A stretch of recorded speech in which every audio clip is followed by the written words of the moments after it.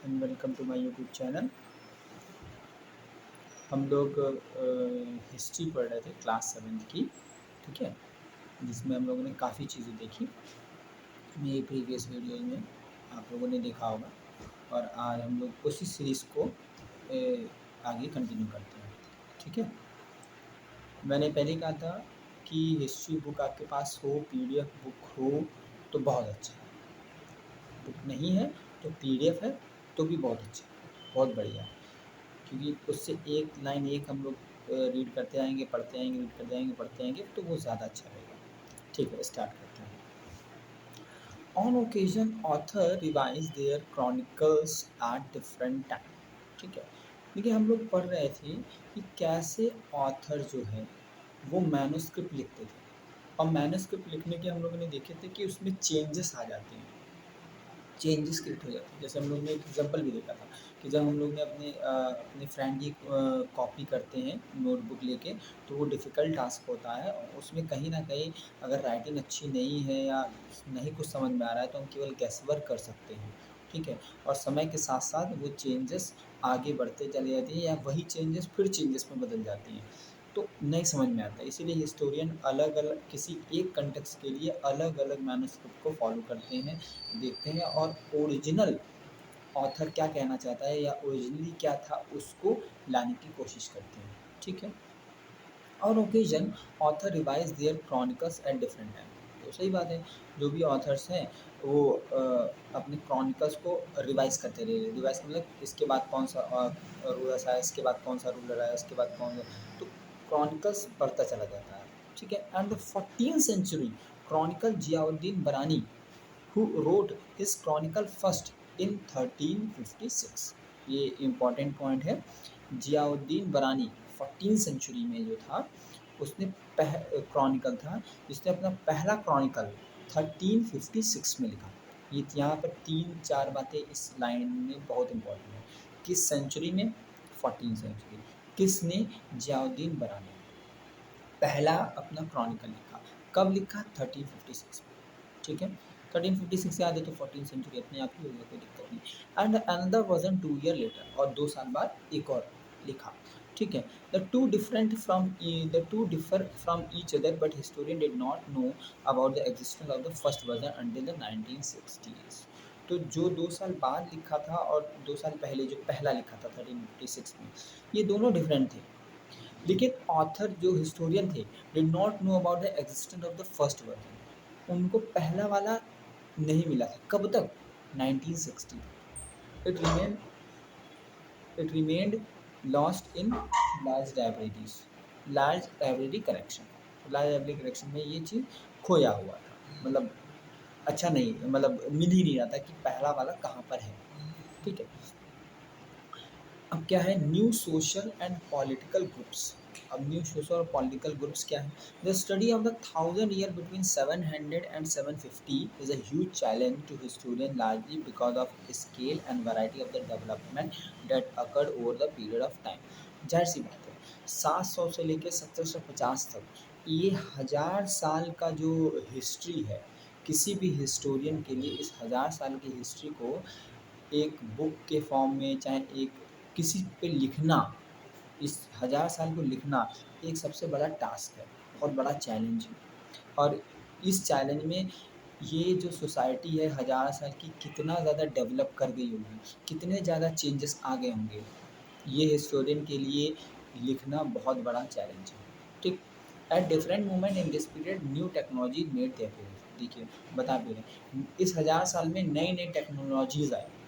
अब क्या आई सोसाइटी में ये नई टेक्नोलॉजीज़, उसको बता रहे हैं, जो कि इम्पोर्टेंट है, ताकि ये पता चल सके हम लोगों की नई टेक्नोलॉजीज़ इस 700 से लेकर 1750 के बीच में नई टेक्नोलॉजीज़ क्या आई, ठीक है। जैसे like the Persian wheel in irrigation. Irrigation या सिंचाई विभाग में पर्शियन व्हील आया, ठीक है। आप लोग के पास बुक या पीडीएफ है तो आप फिगर नंबर 3 पेज नंबर 7 पे देखेंगे, एक पर्शियन व्हील है, उसको देखेंगे। अगला है the spinning wheel in weaving. Weaving मतलब बुनाई में एक स्पिनिंग व्हील आया, स्पिन करते हुए। And fire arms in combat, और फायर आर्म्स आए, ठीक। न्यू फूड, अब देखिए ये तो टेक्नोलॉजीज़ के बारे में बता दी थी कि ये है, क्या-क्या है, पर्शियन व्हील आया इरिगेशन में, ठीक है? दूसरा स्पिनिंग व्हील आया वीविंग में, तीसरा फायर आर्म आया कॉम्बैट में। 3 चीज़ ये तो रह गई। अब न्यू फूड और बेवरेजेज़ भी आए, न्यू फूड और बेवरेज जैसे potatoes, corn, chillies, tea and coffee. ये 4-5 चीज़ें कौन-कौन सी? Potato, corn, chillies, tea, coffee. ध्यान से सुनिएगा, फिर से बोल दे रहे हैं। Potatoes, corn, chillies, tea, coffee. ये न्यू फूड और बेवरेजेस हैं। टेक्नोलॉजी में 3 चीज़ें आती हैं, तो ये बहुत इम्पोर्टेंट है। Remember that all these innovation, new technologies and top came along with people who brought other ideas with them as well. तो वो लोग, जो लोग आए थे, उन्हीं के साथ-साथ ये टेक्नोलॉजी भी आई। ठीक? जैसे अगर कोई भी हमारे देश में आता है, तो ज़ाहिर-सी बात है अपने देश की कोई ऐसी चीज़ हमारे यहाँ ले आता है, जिससे हम लोग हो सकता है उसे पहली बार देखें, ठीक है? या पहली बार उससे हम अभिज्ञ हुए हों कि हाँ, ये चीज़ तो नई है हमारे देश में, ठीक है? तो वो चीज़ें कोई भी अगर दूसरे कंट्री का विभाग हो गया, चाहे कंपनी हो गई, यहाँ पर आती है, तो एक नया सिस्टम अपने साथ लाती है। क्योंकि वहाँ कार्य प्रणाली कुछ और है, यहाँ पे कार्य प्रणाली कुछ और है।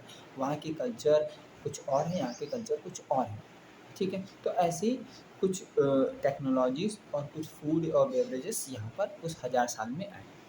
Who brought them other ideas with them, और कुछ आइडियाज़ भी आए। As a result, this was a period economic, political, social and culture change। तो ये वो 1000 साल का पीरियड था जिसमें क्या इकोनॉमिक चेंजेस आए, पॉलिटिकल चेंजेस आए, सोशल चेंजेस आए और कल्चरल चेंजेस आना स्टार्ट हुए। क्योंकि और लोगों का जो कल्चर था, जो फूड था, वो यहाँ आना स्टार्ट हो गया।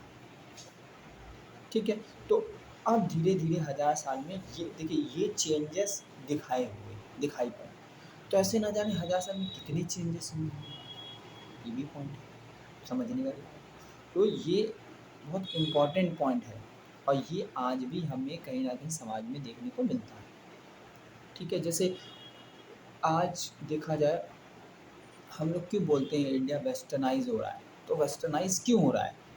क्योंकि ब्रिटिश का आगमन यहाँ पर कुछ साल पहले, मतलब 50, 60, 70, 100 साल पहले हो गया।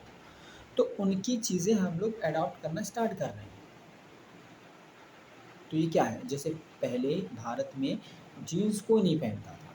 जैसे मैं टी-शर्ट पहना हूँ, ये कोई नहीं पहनता था। धोती-कुर्ता में लोग घूमते थे, साड़ी में घूमते थे, औरतें साड़ी में घूमती थी। इवन भले उनकी शादी हुई हो चाहे ना हुई हो, ठीक है? लेकिन अब क्या है? अब ये चेंजेस कैसे आया?